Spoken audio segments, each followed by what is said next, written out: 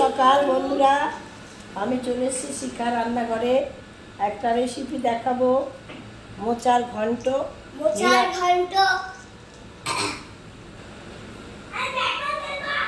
নিরামিষ মোচার ঘন্ট রান্না করব বন্ধুরা।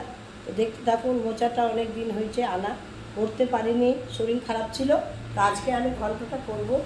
তো প্রথমে আমি মোচাটাকে ছাড়িয়ে নেব, এভাবে ছাড়িয়ে নিতে হবে। বাসি হয়ে গেলে একটু কালো কালো হয়ে যায় মোচাটা। দেখি কতটুকু করা যায়, ভালো বেরাচ্ছে কিনা।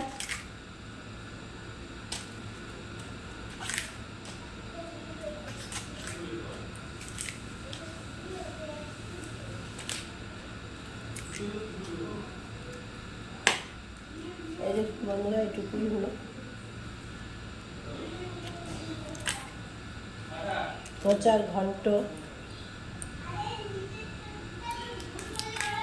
একদম নষ্ট হয়ে গেছে।